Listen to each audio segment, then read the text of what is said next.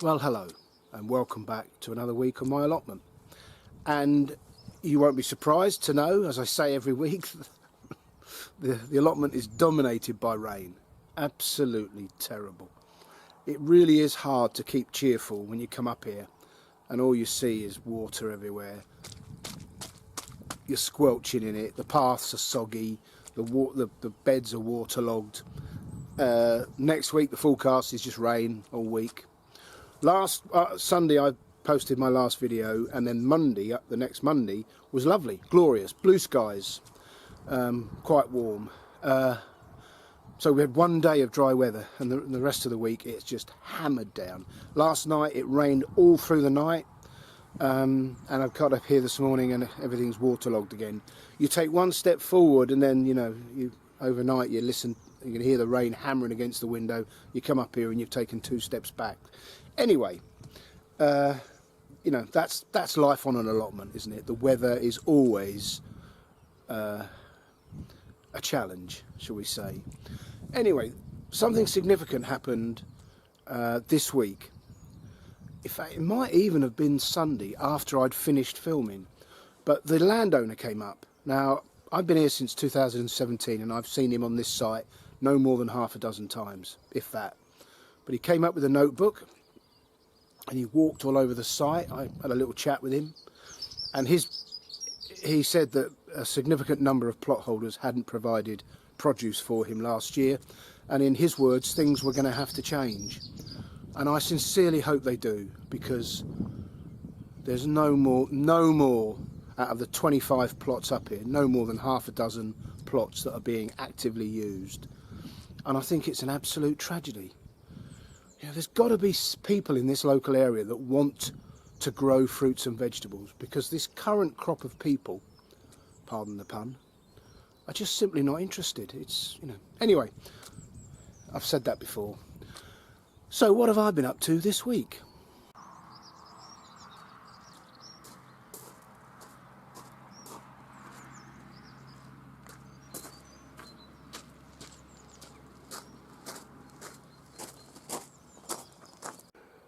Well, I mentioned before that my broad beans, which I sowed in October or November, I can't remember which, and I haven't seen a label yet. They've been going on in the greenhouse very well, but they were getting a bit leggy and droopy, and you can see some of the lower leaves are now starting to yellow, which means they're running out of nutrients in those small pots. So this week I brought the other half up, and in a dry spell I planted them. Now, inevitably they're now waterlogged, so whether they survive or not remains to be seen. That's the frustrating thing. These, little did I know when I planted them in October, November last year, that when it came time to plant them out, the ground would be underwater. So I'm caught between a rock and a hard place. If I leave them in the pots, they'll start to deteriorate, if they haven't already. And if I put them in the ground, they'll drown. So yeah, I don't know. I'm not sure. I used to be indecisive, now I'm not sure. I don't know whether to put these in.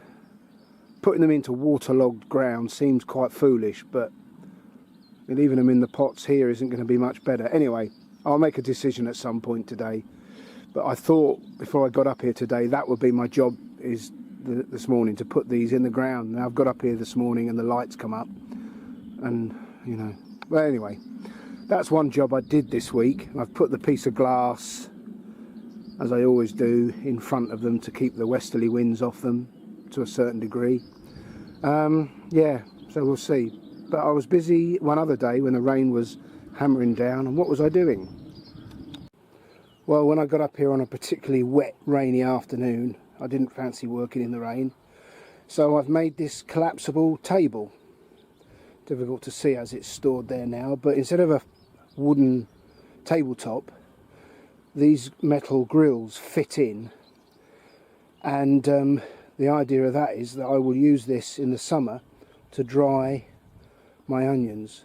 I'll sit them down through those grills, and the bulbs will sit on top, and they'll dry in the summer sun. He says optimistically. So yeah, I've not been idle on the plot. This is all that wood I got from the garden centre that held the Christmas trees back in November last year. So I either use it for something constructive like this, or I burn it in the fire. So I'd much rather use it for something that will be usable in the future. So as and when we get some dry weather eventually, I will paint it, but for the time being there's nowhere for me to put it under cover, so I'm putting it in the lee of the wood store, hoping it will keep the worst of the rain off. So yeah, that's what I've been doing this week. Well, whilst the weather is extremely depressing for us gardeners, nature isn't aware of that, and nature marches on inexorably towards spring.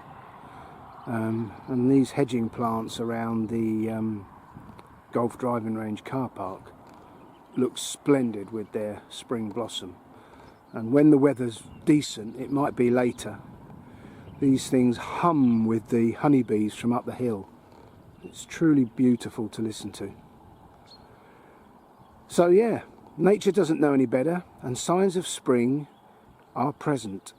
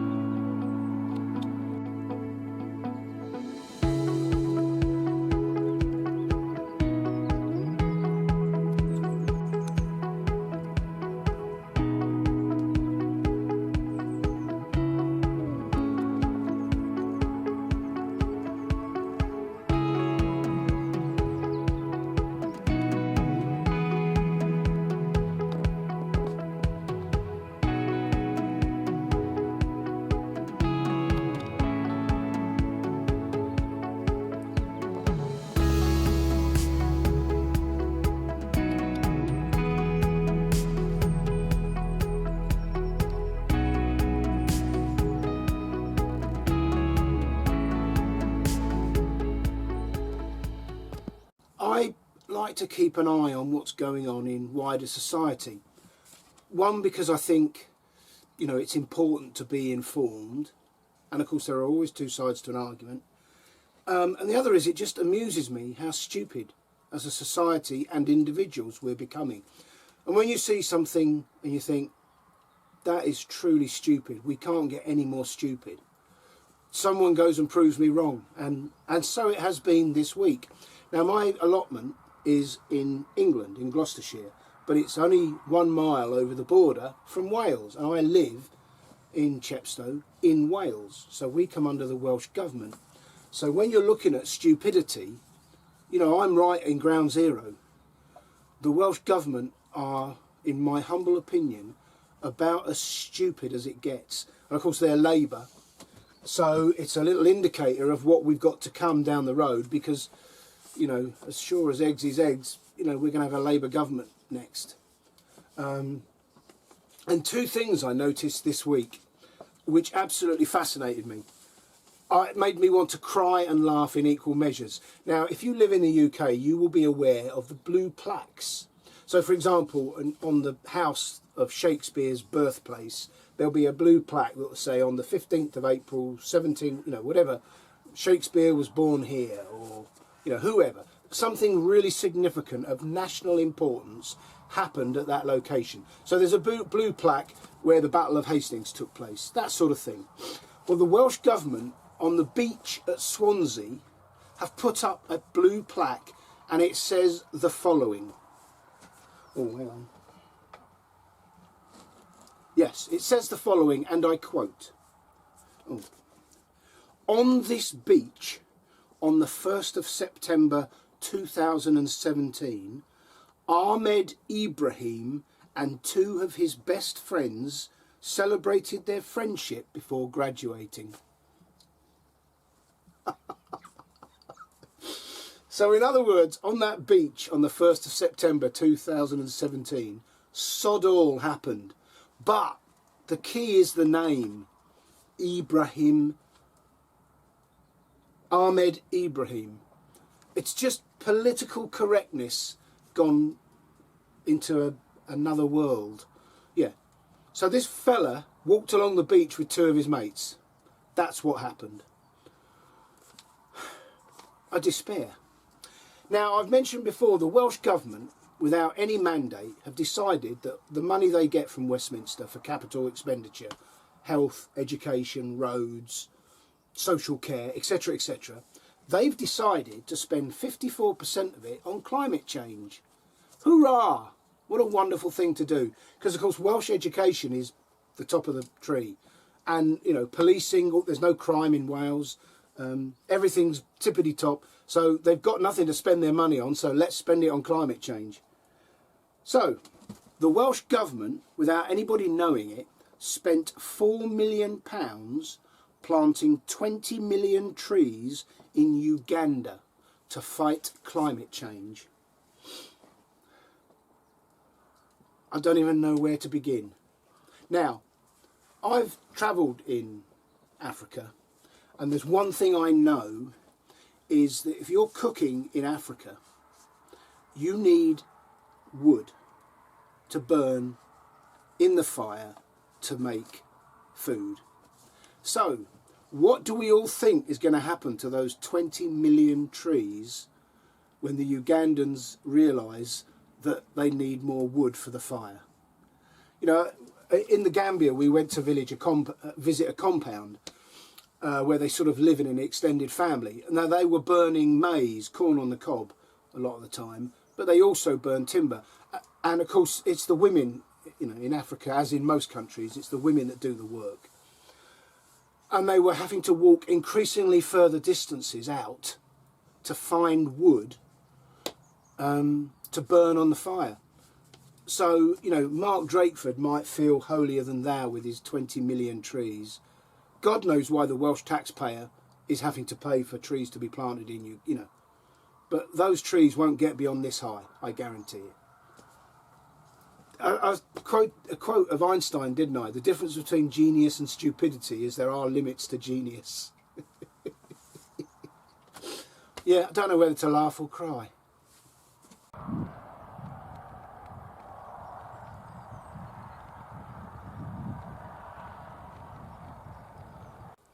Now, to the untrained eye, it may appear that there's not a lot happening on the allotment. And of course, there isn't really. But at home, on the windowsill, and now on my little electric heated propagator, there's no thermostat. It is just passing a current through the base, and the base is warm to the touch. And there are 7 individual little pots with lids. So there's 7 of them. And then on the windowsill in the spare room, I've got seed trays, etc. So I now am sowing at home multi-sown red and white onions, sweet peppers, celery, basil, lettuce, and 3 different types of tomato. They're not up yet. The multi-sown onions on the windowsill are, but the little trays or pots on the propagator, they were only sown this week, so there's nothing showing its head yet. And we'll see how that goes. If it's successful, I shall use it each year. But yeah, there are things happening very, very slowly, but they're not necessarily on the plot, because, you know, I can't do anything with that. You certainly couldn't sow a seed. Even if it didn't rain again from today onwards, it would be another month before this ground would be usable. And there's no sign of the rain abating well into March. So things are happening, but just not necessarily here. It looks like a nice day. The forecast was rain. This bed intrigues me because I've got these irrigation ditches either side of it. I've dug the ditches out and I've put the soil on top here, and it's built it up, and it's probably, you know, 8 to 10 inches above the level of these ditches when they're in full flow. So although the ground is very wet, it's not waterlogged. And it's the same with all 4 of these beds. These beds never get waterlogged because they've got these ditches running either side. And I'm looking at this thinking, if I knew I had a future on this allotment site, I think this is what I'd do with the rest of my plot. I think I would amalgamate some of the smaller beds into larger beds like these 4, and then I would dig ditches all the way around them and make that, you know, form that as part of the irrigation plan for the plot. Well, it's not irrigation, is it? It's drainage. And then I wouldn't have all this standing water. Now, of course, I'm not planning to be here in a year's time, so it's an idle thought really, not a long-term plan. But that's definitely the way to do it when you've got such a wet site. Anyway, I shall just have to wait for these to dry up naturally.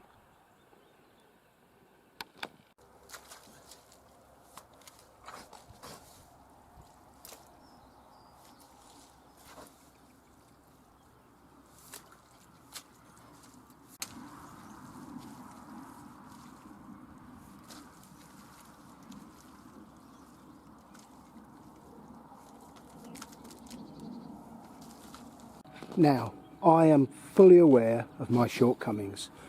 I am impatient. I just cannot wait. The sensible thing here would be the ground is waterlogged, keep the plants in the greenhouse and wait for the weather to change. I know that's the sensible thing. However, this is what I've done. Looking at the logic of those beds that I'd said got the ditches around them, I've dug a ditch.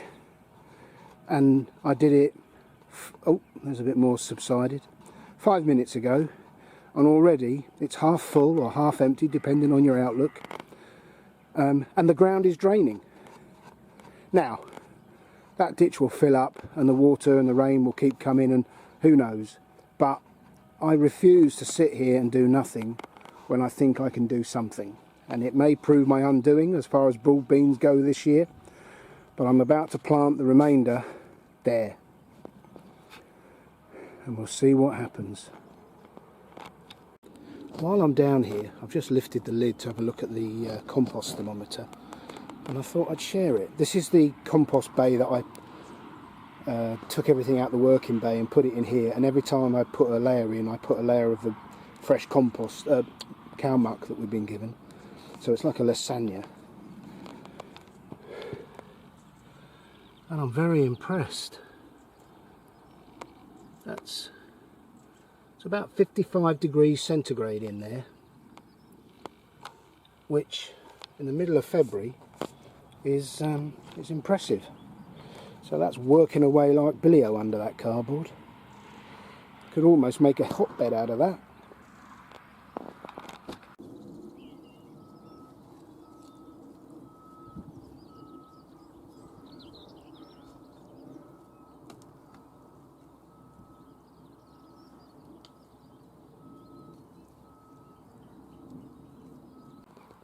Well, some rather muddy work, but that's my broad beans in. I've got 3 plants as spares because they're a little bit small and there's a really serious risk of slug damage with this wet soil. But that trench is now full up an hour after I dug it. So I'm going to empty it with the bucket now and it can refill. But that bed has definitely drained a little bit, so it's working to some extent.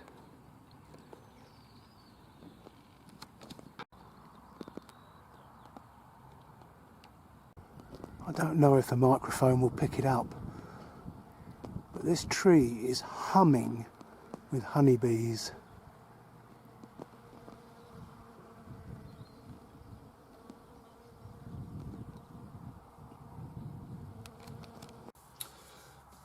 On my YouTube channel, I have a thing called analytics, and you can look at it. It's got some very rudimentary statistics about the channel, how many subscribers I'm gaining or losing. And it has a thing by nation. So I know, for example, that 59% of my viewers are in the UK, and it says 2% are in the US. So that leaves 39% unaccounted for. Now, I know Ali is in Canada, because whenever she leaves a lovely comment, there's a little Canadian flag. But other than Ali, I don't know where anyone else is based. So if you're not in the UK or the US, could you let me know where you're viewing from? I'd be fascinated to know. Thanks very much. I was just sat on my picnic table having a cup of coffee and I thought, wow, that's quite warm. So I thought I'd come and look at the thermometer, which is in the shade. And can the camera pick that out? It's 20 degrees centigrade. That can't be right, can it? Halfway through February? I think this is a first for me, but I'm going to give you some culinary advice. As allotmenteers, we're always looking to maximise the use of any crop we have. So for example, I know I've been given the advice that when you chop the top growth off of your Brussels sprout plants, that top can be used as a sort of a mini cabbage, and you can use it in the same way as a cabbage, which maximises the use of the whole crop as well as the Brussels sprouts and the top. Well, we did something the other day that maximised the use of our potatoes. So I don't know where I picked it up from, but I saw something, it wasn't my idea.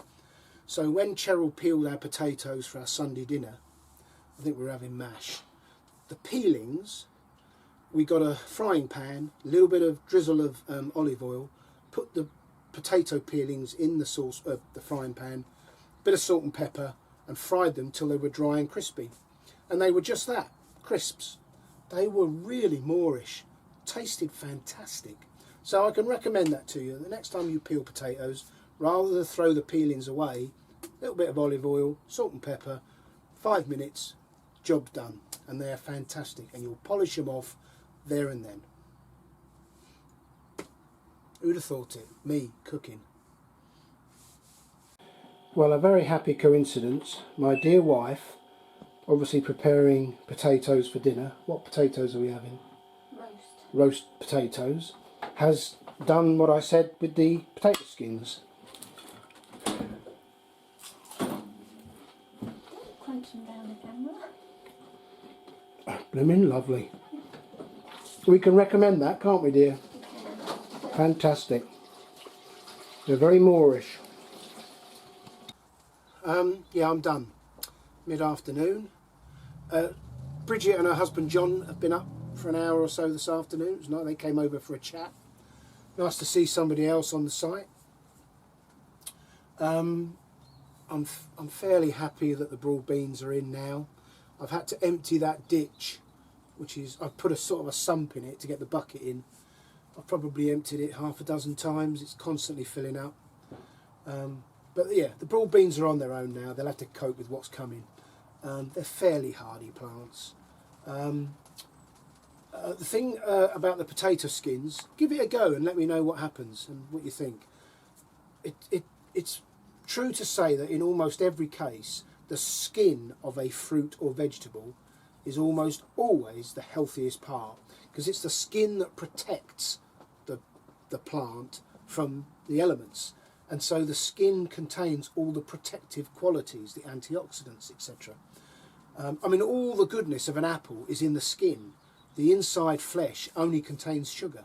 I mean, it's natural sugar, so it's good for you, but all the protective qualities of an apple are in the skin. And so it is with potatoes. So give it a go. Yeah, I shall be around next weekend, I think.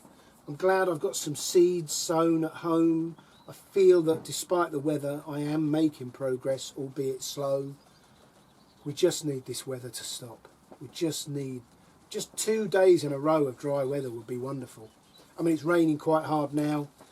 The sun has shone this afternoon. It's been lovely, but you know, normal service has now been resumed. So I came here in the rain and I'm going home in the rain. So thank you for watching this far. If you haven't, please consider hitting the subscribe button. Hit the thumbs up. It all helps, apparently. And all being well, I shall see you next weekend. Until then, have a good week. Look after yourselves. Bye for now.